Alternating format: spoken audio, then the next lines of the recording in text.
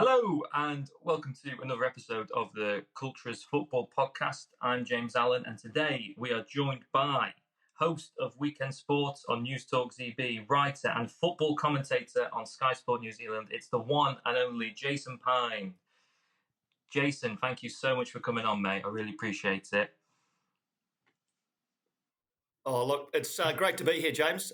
You'll never get a rejection of an invitation to talk football from me, mate. Great to get the chance to join you on the podcast. Looking forward to chatting some New Zealand football and well, anything you throw my way, pretty much. So yeah, great to be here. Lovely stuff. Thank you. It's I've written down a bunch of stuff here. First of all, this year. And last year as well. Chris Wood's come off an amazing season with Forest. Marcus Staminix joined him via loan to Olympiacos. Ben Olt's gone to St Etienne. We've won the OFC Nations Cup again. We're back in the top 100 rankings. Auckland FC are going to join the A-League. The Phoenix had an amazing season. We said before, the Soccer Ashes have come back. It feels like it's been arguably one of the most important years in New Zealand football. Would you agree? Yeah, you say all those things, and for people like me who've been around for a while, to have so much exciting football stuff to talk about is just an absolute dream. If you go back 25 years, none of these things would even have seemed, possible, let alone probable. And we've also got Alex Paulson, a young goalkeeper out of Wellington Phoenix, joining Bournemouth. Here's a kid who has basically come not from nowhere necessarily, but had an outstanding season for the Phoenix and is now on the books of Bournemouth. I've seen footage of him training with the team for the first time. But yeah, to answer your question, I think we're at a point now where the game is getting real column inches, I guess, if you want to use that phrase, in New Zealand, where, as you know, rugby tends to dominate over here, and then you've got the likes of cricket and rugby league and netball, but football has well and truly got a foothold in the national consciousness now for all the reasons you mentioned. The professional team, the Phoenix, and soon to be teams, Auckland FC in the A-League, the All Whites doing well, and the Ollie Whites off to the Olympics very, very shortly. Our football ferns continue to try and to try and lift their bar as well, and then all the Kiwi players, not just the ones you've mentioned, but the number of Kiwi men and women playing in good leagues around the world. So there's always something to keep football fans down here in New Zealand interested. With the addition of, and I'd love just not to mention rugby, but I have got my Auckland Blues top on. I do apologise.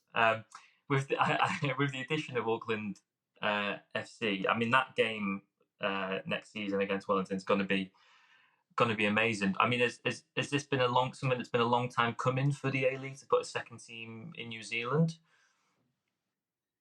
For a long time, James, it seemed fanciful. A lot of people didn't even want one New Zealand team in the A-League. It's the A-League. The A stands for Australia. And for a long, long time, the Phoenix have been there since 2007. So we're talking, 17 years. But right throughout the first decade of their existence, there was a lot of resistance to having a New Zealand team in the Australian A-League. For there ever to be two was just beyond comprehension, really. But as time has gone on and the Phoenix have proven themselves to be, a reliable tenant in the A-League, I guess you'd say, they never find themselves in financial trouble. They play pretty good football. And as you say, the last season they had, one of their best seasons ever. The A-League was looking to expand. And when you go into untapped markets around Australasia, you land on Auckland because it's a city of over 1 million people. It previously, of course, had professional teams, with varying degrees of success in the old National League. The Football Kings were there, and then the Knights win the first couple of seasons of the A-League, one of the worst sporting franchises in the history of sporting franchises. The Phoenix obviously took their licence and have been a lot better. But now to have Auckland FC there, backed, of course, by Bill Foley, the owner of Bournemouth, the aforementioned Bournemouth, and multi-millionaire backing it. Exciting times. They've started to recruit, and you talked about those derbies. Everybody loves a derby. And, Phoenix haven't, they've had to manufacture one in the A-League for the Phoenix. the distance derby, they've called it, with Wellington and Perth glory. 5,000 kilometres between the two cities. They've tried to manufacture this distance derby, which is now thankfully going to go off to one side, as there is a true New Zealand derby. I'm hearing it's a 26-game season and 13 teams in the league. So you play everybody twice, that's 24, and then you play a couple of teams three Okay. times. And I'm hearing that there'll be 3 New Zealand Oh, derbies. So can't yeah, wait. it'd be like a bit state of origin-ish. If both teams win Yes. one apiece, that third game's going to be fantastic. They Yes. did. I don't. Maybe worry isn't the right word, but I think there was a bit of trepidation. Obviously, you mentioned the Kings, and is one of the worst franchises ever. But the social media side, the signings they've made, Max Mata and Champness already, but they're building quite a competitive team already. And especially the team behind them really know their onions. So I think it looks like they're going to hit the ground running. Fingers crossed. Yeah, indeed. They and as you'll know, but just to bring your listeners into the picture, you're allowed 5 import players, 5 non-Australian New Zealand players in your squad of up to 23. And as yet, no import players signed by Auckland FC, but they've signed a really solid core of New Zealand players. They've worked out that to get a connection with the Auckland community, they need local players, and they've signed really well, James. Yeah. You look around the roster and players who have played in good leagues overseas, other up and comers who haven't quite had an opportunity yet. So yeah, look, I am very, very curious and excited to see what Auckland FC bring to the A League. I think they'll be a really good I addition. really hope it puts more eyes onto like football in New Zealand as well. My cousins, they're all Chiefs obsessed, Warriors obsessed, and every time I try and mention Chris Wood or the past glories of 2010, they're all like, "What?" And I'm like, "Guys, you've got to buy an Auckland shirt when you can. Like you've got to get on board." So hopefully it'll help grow the game as well. Speaking of the national team, the another win as well for the OFC Nations Cup. Now the group draw's just been done for qualification for 2026 for OFC. Now the caveat here being that it's an expanded format. There's now going to be 48 teams for the first time ever, and for a long time coming. Really, Oceania have got a guaranteed berth. Do you think? I was talking to my friend about this. Do you think that limits us to perhaps progressing into the AFC? Has that always been a bit of a bone of contention to maybe play a higher standard of football against the Asian conferences? What do you think? Look, I've always been a fan of us joining Asia, but now that there's direct entry into the World Cup and the Senior Men's World Cup, I don't see it ever happening, James, unfortunately. You think, why would New Zealand leave Oceania now if they've, I'm not going to say guaranteed a spot at future World Cups, but certainly have with direct entry, the path is just a heck of a lot easier.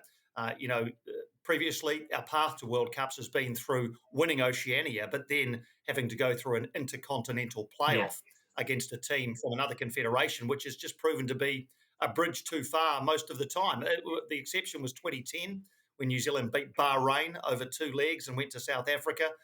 They played Mexico in 2014 or for the 2014 World Cup, Peru to get to the 2018 World Cup, and Costa Rica last time in what turned out to be a one-off game during COVID times. All of those ties were just a bridge too far, unfortunately. So now with the opportunity to just win Oceania and qualify, I don't see that there'll be any move away, because it's not just the senior men's side, it's the senior women's side and all the underage sides as well who do have direct entry into their World Cups through under 17 and under 20 World Cups. And a lot of young footballers have had a chance to go to a World Cup where if we were in Asia, they probably wouldn't get that chance. The flip side, of course, is that do you improve if you're only playing against your Pacific neighbours, who, with all due respect to them, are amateur sides? Do you improve if you're playing the Solomon Islands and Papua New Guinea and Fiji all the time? Or would you improve more if you were playing the likes of Japan, Yeah. Australia, Korea Republic?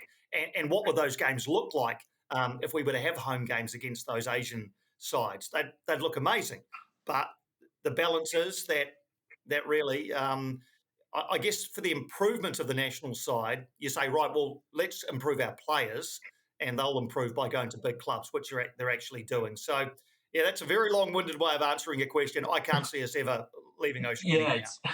it's very interesting because I think that to managing an international side is a difficult job enough as it is, and I think for us just getting regular international fixtures, having something like, again, not to mention the soccer ashes, that sort of consistency and something to play for, a bit of an incentive. I think with the automatic spot, hopefully that, and for the other sides, hopefully that might increase the standard a little bit, knowing that there is something to play for and there is something at stake, rather than like you said, aforementioned, oh, you've got to play Costa Rica or you've got to play Mexico. It eliminates that, next step. Yeah. And I think what it'll also do, James, is lift the standard of football in the Pacific Islands. Yeah. Because they'll see a carrot, whereas, in the past, if Fiji, for example, can, and then they're probably the next best in Oceania, but they'll, because there is also a half spot available for an intercontinental playoff as well as the direct entry. So all of a sudden, Fiji think to themselves, right, we've got a chance to play in an intercontinental playoff. Sure, that might be a bridge far too far for us, but let's give it a crack. Or let's try and knock the All Whites off and gain direct entry ourselves. Let's try and catch them napping, and actually we'll go to the World Cup rather than New Zealand. So hopefully what that'll do is lift the standard in the in the rest of the Pacific region as well. That has also been a bit of a worry, which a lot of my friends have gone, oh, you'll walk it now, and I'm a bit like, oh, don't say that, because it's a bit of a poison chalice here. Like, please, come on. Yeah, yes. Can see us playing Honduras in an inter-confederation playoff. I get World Cups. I mean, obviously we only qualified for two, 1982 and 2010. Do you have any memories of 1982? I do. Vivid memories. In fact, the team that went to the World Cup in 1982, through qualifying pretty much all the way through 1981 and into the early part of 1982, was I look back at that. I was a 10-year-old boy. I look at that. That is the event that sparked my lifelong love of football. I think I could just about name that squad for you, James. I often say I don't know which day the bins go out at my house, but I can name the 1981 team that went to the World Cup in '82. It's funny how the brain works. But yeah, no, a 15-game qualifying run to get to the World Cup. No team, I think, before that, and maybe even since, have ever had to play 15 games to reach a World Cup, including a one-off playoff against China and Singapore. Winton Rufer, one of our most famous footballers, scoring a goal in a 2-1 win. And then going to the World Cup itself. That was the first World Cup. I was kind of aware of Argentina 1978. A bit younger, I remember seeing pictures of all of this, confetti coming down onto the pitches in Argentina, and thinking, what's going on here as a 7-year-old boy. But in '82, I was deeply invested.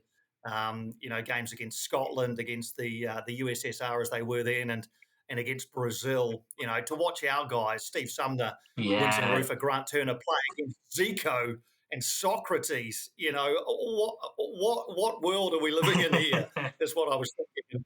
And ever since, it's as I say, sparked a 4-decade-long love of the game in me. Oh. So yeah, my memories of '82 are very vivid. I was trying to see if my grandparents sparked any memories for them, and my nan, I've got it here on my bit of paper. My nan was playing for, I think, Clendon Park Ladies in Manorera at the time, and she said that she told me that for a sport that isn't, and probably not nowhere near the scale of rugby, she did say like it did take the nation by storm a bit, the fact that they qualified for the World Cup, and she remembers it being on TV and like it being like a massive deal for the country at the time. I felt similar feelings in 2010, really. I mean, like you said about naming the 82 squad, that 2010 team for me, it was the only day I had off school. I only went off school like a handful of times for illness, and I was genuinely sick in my bed. New Zealand v Slovakia was on, And once that Winston Reid goal went in, it kind of all went a bit crazy. Really, my nan sent me like newspaper clippings and all sorts, and I've got this massive pack at home of like all the media reporting on New Zealand's 2010 World campaign. That one, I mean, obviously 82. Unfortunately, I wasn't around for that. That sparked your interest. For 2010, it is sort of a quizmaster's favourite. They were never beaten. They were the only unbeaten side.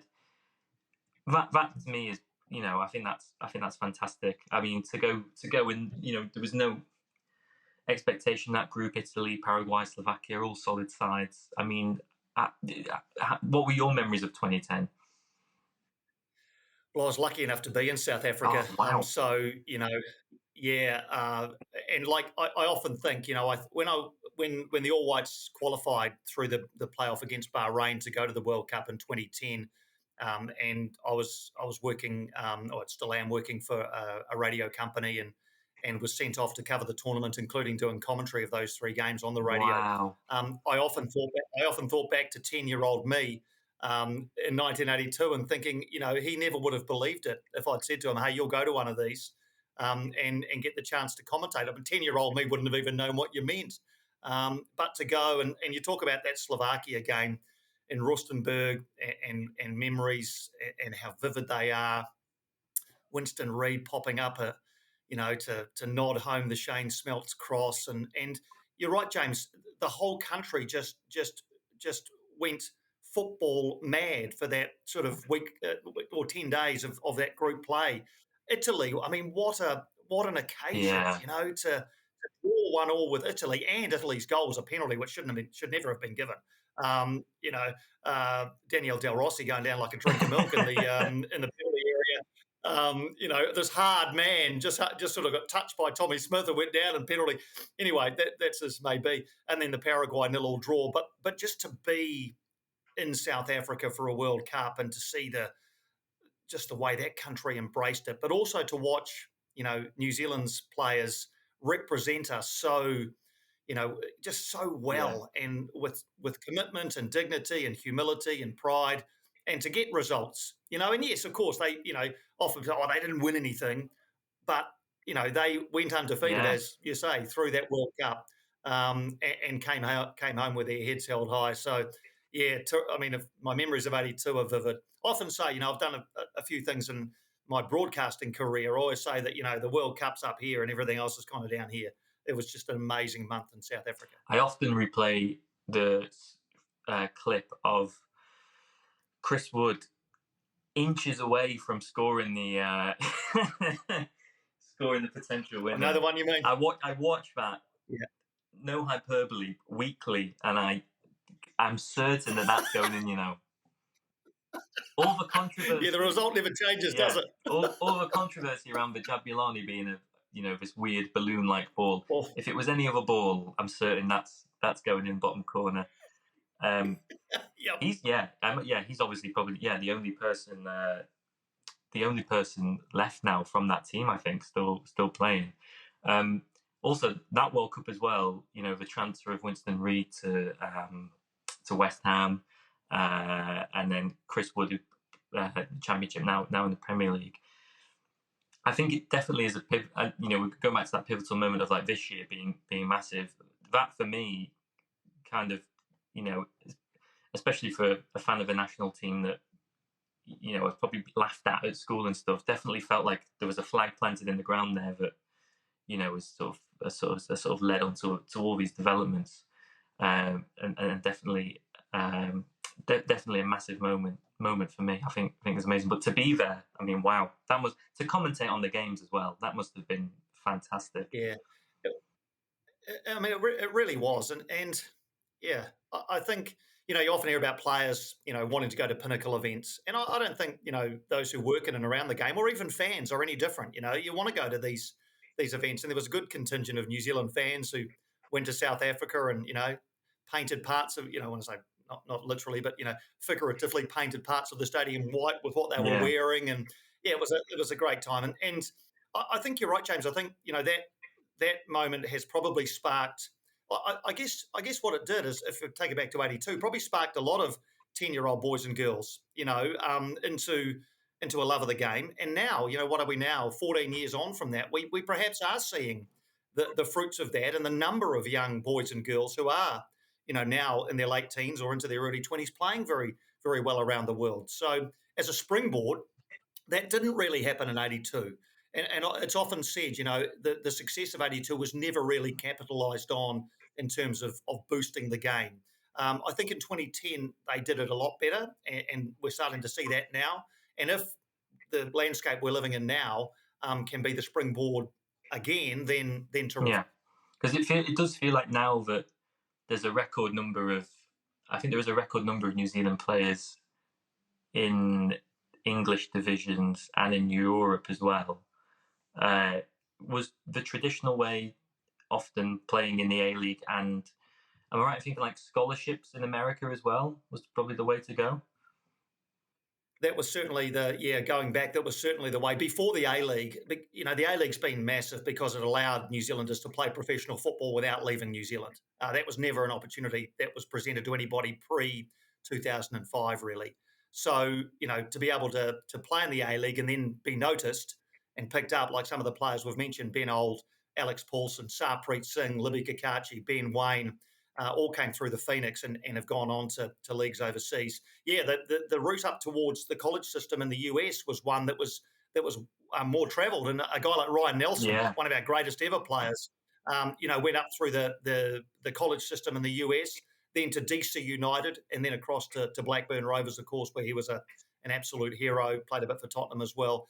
That was the road more travelled. Now it appears as though these opportunities are there. And yes, we're living in different times now where, if Ben Old has a great game in the A-League, all of a sudden his highlights are available to anybody with an internet connection, so you are going to get noticed a lot more readily now. But yeah, you look at the leagues that our players are playing in, and Norway, Denmark, up until recently, Logan Rogerson was playing in Armenia, of all places. These leagues they're professional leagues, and yes, they might not be Serie A or the Premier League, but for New Zealanders to be playing professional football, where, as I say, 20, 30 years ago, that just wasn't even a concept that would enter the mind of a young man or woman, is just shows that where the game, how far it's come and where we are now. And long may it continue as well. Like it's been absolutely massive. I'm hoping, as a Liverpool fan, hopefully one day I'd die happy knowing that a New Zealander played for. Well, you found another one here. Oh, lovely stuff. And I'm the same. You hear players linked to Liverpool, and you think, oh, maybe, but I think I think Marko Stamenic was. I think there was little whispers, but it's probably just paper talk, But yeah, wouldn't it be amazing to see And I think the thing with Chris Wood, obviously at Burnley, you've got your team, but then I always look out for Burnley's results when Chris Wood was there, and then Newcastle and now Forest, of course.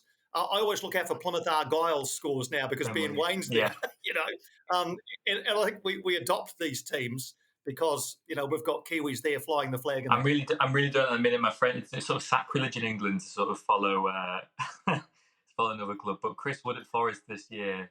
It's been an absolute the hat trick, the Boxing Day hat trick against Newcastle. Oof. I've watched it with my father-in-law, and he's heard me bang on about Chris Wood for ages, about how he's my favourite player, and he's like, the ultimate Christmas present. That was phenomenal.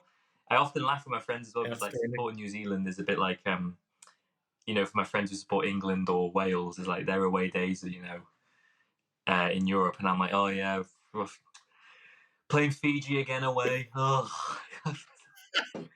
Yes, exactly. It's highly exotic, although a great place to visit, as you probably know. It's great. I've done that last season with the Flying Kiwis, the supporters group here in England. We because obviously it's easier to follow players in Premier League teams.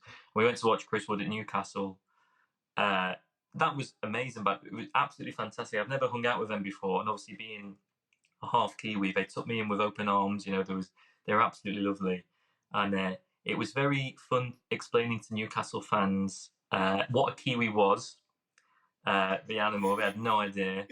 A drunken Newcastle fan came up to me and went, "Where are you all from?" And we went, "We're New Zealand." And he went, "Oh, New Zealand." I love Shane Warne. Um, and then That's not only great. Shane Warne, but he mined batting as well. I was like, I don't think he was renowned for his batting. Brilliant. But they treated us like one of their own. Honestly, it was fantastic, and we were sat next to Chris Wood's mum and dad, which blew my mind as well. Oh, That was an insane experience, and he only came on for 30 seconds, but it was an amazing day out to see it. Like, and he came up to us after, and you know, I don't know, I can't see another country. I've definitely not seen maybe Australia or maybe American fans, but to see the passion that they had was absolutely phenomenal. And was the Soccer Ashes game televised on Sky Sport in New Zealand? it Yeah, was. Yes, it was. And yeah, and the Flying Kiwis were there, yeah, obviously. The cool little story about that was that you'll know, but I'll tell the story that they have inflatable yes. Kiwis, and there was a shortage of inflatable Kiwis in the UK. You couldn't get them. But, yeah, so Mm. and so they were heading to the Soccer Ashes game, the Flying Kiwis, and thought we haven't got enough we haven't got enough inflatable Kiwis. So the Beige Brigade back here in New Zealand are a group like the Flying Kiwis, but they follow the New Zealand cricket team Right. everywhere. And they got wind of the fact that the Flying Kiwis didn't have any inflatable Kiwis. And they said, look, we've got about 100 here back in our office in Auckland that you can have, but you just have to get them over there. So Scott Moran, who was a New Zealand Football Board member, was travelling to New Zealand to the UK to watch the game and said, well, I'll take them. So he just put them in his luggage. Obviously, deflated, and got over to London, met up with the Flying Kiwis, handed over 100 deflated inflatable Kiwis, which were then blown up and turned up at Craven Cottage. So yeah, so it's a very small country. It's like a village, New Zealand. Everybody seems to know everybody, Yeah, as you know, yeah, James. definitely. That's amazing. That's fantastic. Yeah, the support they bring. I'd love to, if we do qualify for the World Cup. I think I'm going to have to, save an arm and a leg to go to Mexico, Canada, or America. But yeah, I'd love that. Can you imagine? Can you imagine it though? Can you Mate, imagine the Flying Kiwis in it would Mexico? be unreal. Plus all the other fans that would come. It would be. That's the Yeah, kind of that's the reason we follow this game absolutely. is for moments like As that. an international, I love international football. Like, I'm a proper international football purist. I understand the arguments for environmental reasons and adding more teams but there's something about, I don't know, like Burkina Faso playing Tunisia, where I am. Yes. I'll be up at 10 p.m. at night, 1 a.m. Yeah. Yes, that would be fantastic. Um, Yeah. Speaking of commentary, do you have? I don't know if you've been asked this a lot, but do you have a favourite sort of football commentary moment from without your career? I've got a couple actually. The Winston Reid goal was one. That was a yeah. I worked in radio commentary for a long time and transitioned across to television in 2016. So yeah, so for radio it was Winston Reid's goal, and closely followed by Shane Smeltzer's goal against Italy at the same World Cup. Those moments that as I said before, you can remember them in vivid Yeah, detail, even years and years and years on. Um, on television, it was actually the last game I did. Wellington Phoenix against Melbourne Victory in the second leg of the A League semi-final. 0-0 after the first leg, back to Wellington. Melbourne Victory took a 1-0 lead with 10 minutes to go. So, they hang on and they go through to the final. In the 99th minute, so in the 9th minute of added time, Oscar Zavada, the Polish striker, has come off the bench and scores a goal to draw the tie level with literally seconds left in added time. And 34,000 people at Sky Stadium in Wellington and a couple of commentators just lost their minds. Incredible moments. And in those moments, as you're preparing, that significant moments are going to get replayed. So you don't want to stuff them up. And so you do all the prep you can, but when those moments arrive, all you can do, I think, is just ride the energy of the crowd and draw on your yeah, emotion. And I watched that back, and I think I wouldn't have done it any differently if I had the opportunity, some hypothetical parallel universe where you know what's going to happen and you can prepare for those moments. I wouldn't do it any differently. So yeah, Oscar Zavada's goal, and he's even said to me that that goal is the highlight of his career. So to be able to wrap words around such a significant moment for the club, for the player, was really quite It's cool. it's a not to get all nerdy, but it's often a favourite pastime of mine, and was as a child with friends where we'd sort of watch classic goals, mute the sound, and then we would commentate our own commentary on them. Yes. And I was very lucky. I got to speak to Clive Tildesley last year, and What a yeah, man. oh, absolute icon. He said it's all about rehearsal and just practice, practice, practice. Do you have any sort of preparation for when you commentate, or like you said, you just kind of have to ride the energy within the stadium? Yeah, no, Clive's right, and what a commentator and what a bloke. But yeah, I think you do. I do a lot of prep. I'm a little bit nerdy in that way as well. And often you get to the end of the game. In fact, not often, always. You get to the end of the game and you look back at the notes you've had and you've used 10% of them. But what it does is it reinforces the game and its players in your Yeah, mind as you are preparing. So really you don't have to, as you're writing things down, and often it's handwritten.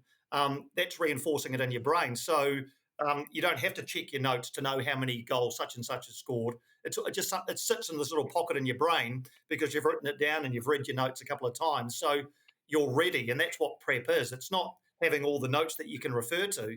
I think it's the preparation of the notes that then somehow puts it into here. The moments here, like I think all you can do is just be ready for them when they arrive, but be as surprised by them as yeah, everybody, and somehow try to articulate that surprise, that excitement, that overriding euphoria of a goal like Zavada's. And I've always said that I think a commentator needs to reflect the energy of the crowd, and so you know when a goal like that is scored and it is so significant, and the crowd are so invested and so euphoric, for a commentator to not go along for that ride would be yeah. wrong. I think that's the way I've always approached it. Absolutely, yeah. You've got to feel it in the moment. I can't wait for next season. Then you on these New Zealand derby games. It's gonna be Yeah. amazing. Oh no, I tell you what, it's yeah, another another new experience, a New Zealand derby in professional football. Again, 10-year-old me would never have Yeah. believed it. How did you get into the sort of commentary side of things then?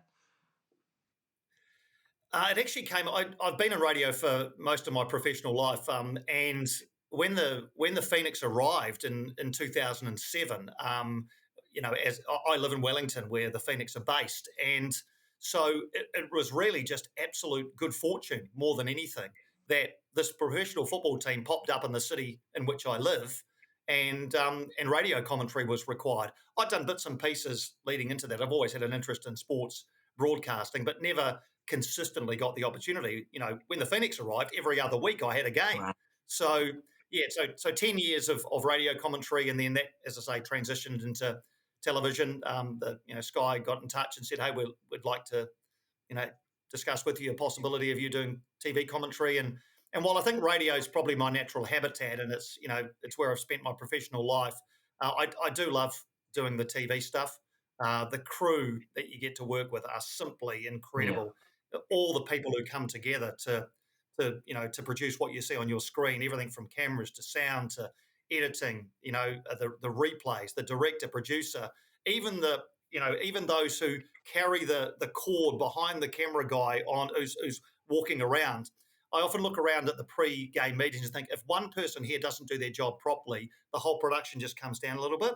So everybody there plays their part, and the end result, you hope, and most of the time is one you can be really proud of. So I love the teamwork around television. Whereas in radio, it's normally just you and your comments guy and a producer back in the studio. No less exciting, but the team effort around television is something I really relish. I was going to ask you, obviously, with us being the Cultras podcast, do you have a favourite sort of cult player from your memories being in New Zealand? Well, you're spoiled for choice in at the Wellington Phoenix. I can tell you. They often say there's players the streets will never forget, Yeah, and they're they're the ones they're the ones who turn up, and you think, oh, this guy could be quite good, and they tend to not be. There was one guy who played for the Phoenix, and his name was Oscar Cornejo, but he went by Toto. And when he turned up, I remember looking at him and thinking, this guy isn't a footballer. He he can't possibly be a proper player. And then it turned out that he was. He came and played for Wellington Phoenix. He was terrible, a terrible player. But the fact that somebody had the wherewithal to completely dupe a football club into thinking that he was a professional player was something I have utter respect for. It almost gives you faith that maybe you could turn up somewhere with a pair of boots and say, yeah, I used to play for such and such and such and such. Give us a go. That's what I felt like Toto did. He turned up, completely duped everybody at the football club that he was actually a footballer, and even got 4 or 5 games. It wasn't like they worked him out after 1 or 2 training sessions. He played 4 or 5 games. So, yeah, Oscar Cornejo, Toto, God bless him. I don't know where he is now, but a cult hero of mine at Wellington. I was always a big Chris Greenacre fan because one of my friends is a huge Tranmere fan, and when I told him he was going to Vulture, he's like, "You've got to let me know how he's getting on. He's doing all right." Yeah, Greenacre. I think he's on the coaching staff now or something like that. Yeah. Well, he's now he's on the academy staff, but he's also the coach of the New Zealand under-20 side. Nice. So he's moved into the coaching in the national setup now. Chris Greenacre was an absolute diamond of a player at Wellington Phoenix. Did all the unselfish stuff that never really gets recognised, but a solid team man who everybody liked, and just what an addition to the football landscape in New Zealand Greenie has been, and one of the best men you will ever meet. Oh, I'll pass that on to my mate. You'll love that. Before I go and watch YouTube videos of Carlos Onejo, try and find a highlights package. Jason, thank you so much for this. Honestly, I can't think of this. Is a bit of a dream come true for me, honestly, to have a New Zealand guest on and chat all things New Zealand football. Thank you so much for giving your time. Where can people find you? Yeah, on my socials is probably the easiest way. Piney NZ, PINEY NZ. It's mainly football stuff. Don't expect any deep ideological or political thought there. It's mainly just football and often deep dives. I feel like, James, you and I could sit in a pub for hours on end and just talk about players from the past and moments from the past. You seem like a kindred spirit to me, mate. So hopefully we get the chance to do that one day. But no, it's been awesome when I'm in Wellington to join you today. And you want to chat about Leo Bertos over a tui, I am there, mate. I am there. Lovely stuff.